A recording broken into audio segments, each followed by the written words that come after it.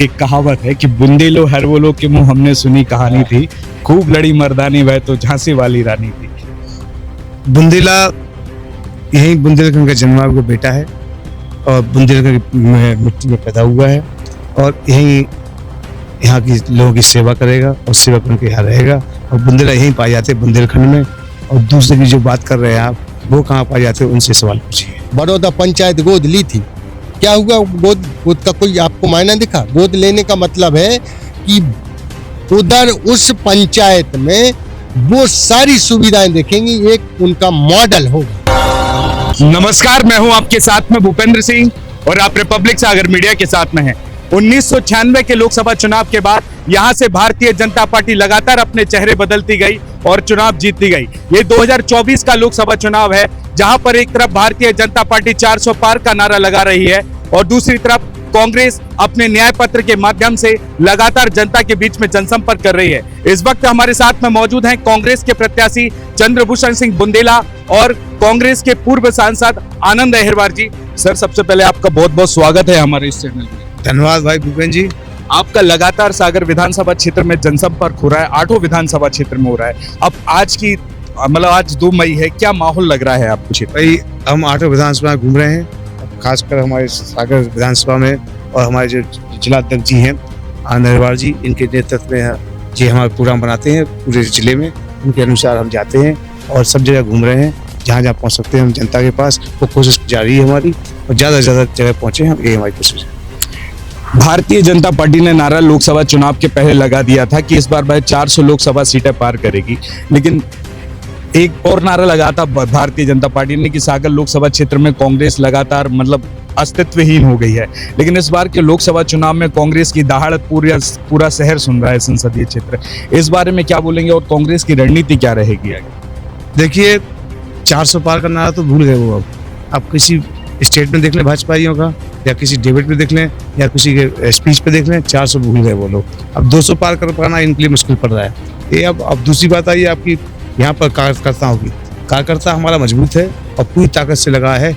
भाजपा ये कार्यकर्ता नहीं दिख रहे हैं, कांग्रेस के कार्यकर्ता हर जगह दिख रहे हैं। तो आप कार्यकर्ता मजबूती से लगा हुआ है और चुनाव जीतने की पूरी कोशिश कर रहा है। अभी कुछ समय पहले है ना, कल या परसों है ना, प्रदेश के मुख्यमंत्री आए थे मोहन यादव जी, और 24 अप्रैल को भारतीय जनता देश के प्रधानमंत्री जी भी आए थे क्षेत्र में। कांग्रेस पर उन्होंने कई गंभीर आरोप लगाए हैं कि अगर वो कांग्रेस की अगर आप सरकार लाएंगे तो अगर आपका एक घर हो, 2 घर होंगे तो आपका एक घर छीन लेगी, अगर 2 गाड़ी होंगी तो गाड़ी ले लेगी, 2 मकान होंगे तो मकान ले लेंगे। इस पर क्या बोलेंगे आप? भैया उनसे पूछे बेरोजगारी कितनी बढ़ गई, युवाओं से हाथ कितने लोगों का छीना, कितने लोगों के पास काम दिया आपने, युवाओं के हाथ में काम कहाँ है, उनका काम छीना वो नहीं दिख रहे आप। महंगाई कितनी बढ़ती जा रही है, भ्रष्टाचार कितना बढ़ता जा रहा है, आम आदमी परेशान है, किसान परेशान है, महिलाएं परेशान है। महिलाओं के साथ धोखा किया आपने, धोखे से 3000 बोल के आपने वोट ले लिया मध्य प्रदेश में और धोखा दे दिया आपने। 1200 रुपये आपने गाड़ी अटका दी है। कहाँ है नुकसान? तो भाजपा का होने वाला है। भूल जाए वो लोग, कांग्रेस बदमी से लड़ रही चुनाव, वो हवा में लड़ रहे हैं। वो सोच के हम 400 पार जा रहे हैं, अब 200 पार पर करना मुश्किल पड़ रहा है उनको। भाजपा की सरकार जा रही है, जनता ने मन बना लिया है। इस टाइम कार्यकर्ता पूरी ताकत से लगा है कांग्रेस पार्टी का, साथ साथ जनता ने भी मन बना लिया है कि कांग्रेस को जिताना है। सागर की संसदीय की जनता अगर आपको सांसद के रूप में यहाँ से चुनती है तो बेरोजगारी के मुद्दे पर क्या काम करेंगे? आपका बिजनेस भी सेटअप है, ऑस्ट्रेलिया में कई काम भी किए हैं आपने। आप फॉरेन ट्रेड है ना, फॉरेन बिजनेस ट्रेड है ना, लोकल में ला सकते हैं बुंदेलखंड?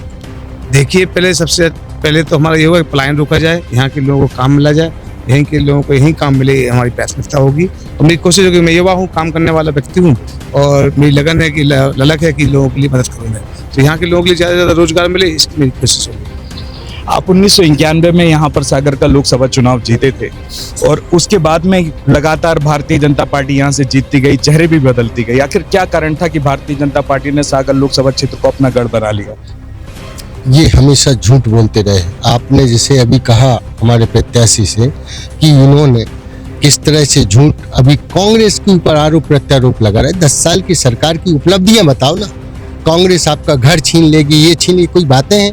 इस तरह से यह जनता के साथ झूठ बोलकर, और जनता ने इन पे भरोसा किया। अब भरोसा देख लिया जनता ने कि आप कितनी बार काला धन की बात कही, इन्होंने 15 लाख खाते में डालने की बात कही, 2 करोड़ प्रत्येक वर्ष रोजगार देने की बात कही, तमाम सारी बातें, महिलाओं के हक की बात कही, किसानों के साथ किस तरह से अनाचार किया, अत्याचार किया, ये सब बातें अब जनता समझ चुकी है। और इनसे जब इनके पास कुछ अपना मुद्दा नहीं बचा, चाहे मध्य प्रदेश की सरकार हो चाहे केंद्र की सरकार हो, तब जाके आज भी ये कह रहे हैं कि कांग्रेस सरकार में आएगी तो ये छीन लेगी।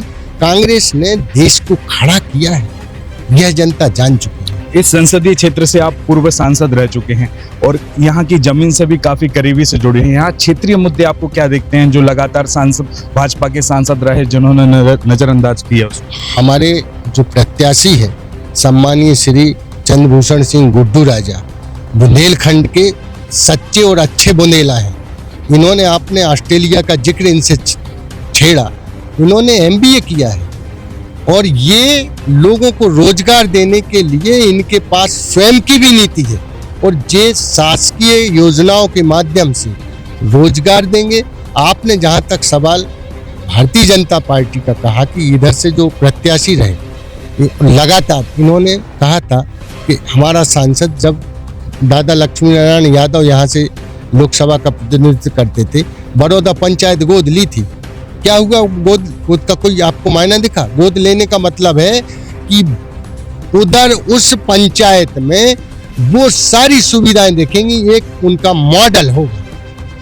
बड़ौदा पंचायत से और अच्छी दूसरी पंचायतें देखने मिल जाती, यहाँ का सरपंच काम कराने वाला है, कोई मॉडल नहीं। तो ये जुमलेबाजी, झूठ बोलना, लोगों को गुमराह करना इनकी हमेशा से आदत रही है। और हमारा प्रत्याशी जिस तरह से सत्य और न्याय के और जनता जिस तरह से समझी है, जिस तरह से काम करने का तरीका, बुंदेला परिवार की जो पृष्ठभूमि है, उसको देख के जनता का विश्वास हमारे प्रत्याशी में दौड़ा है। और इस बार जनता ने बीजेपी के खिलाफ और कांग्रेस के पक्ष में वोट देने का मन बना लिया है।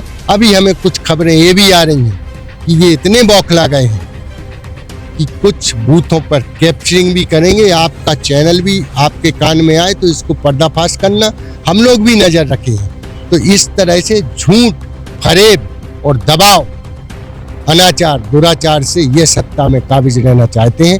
हम लोग जनता की दम पर, न्याय की दम पर सत्ता में आने के लिए लगातार जनता की आवाज को मजबूत करने के लिए जनता के साथ।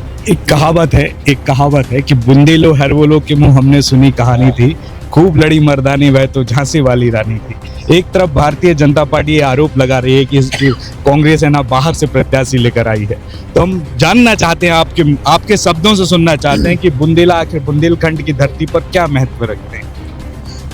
बुंदेला यही बुंदेलखंड का जन्मा का बेटा है और बुंदेलखंड में मिट्टी में पैदा हुआ है और यही यहाँ की लोगों की सेवा करेगा और सेवा करके यहाँ रहेगा।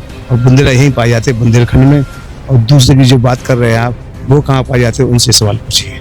रिपब्लिक सागर मीडिया को सब्सक्राइब अवश्य करें और आप हमारी आने वाली सभी वीडियो को देखना चाहते हैं तो आपको उसके लिए घंटी जरूर दबानी पड़ेगी ताकि आपको सभी वीडियो की नोटिफिकेशन समय समय पर मिलती रहे। रिपब्लिक सागर मीडिया पर जो भी वीडियो आएगा वह सच की कसौटी पर कसकर ही आएगा।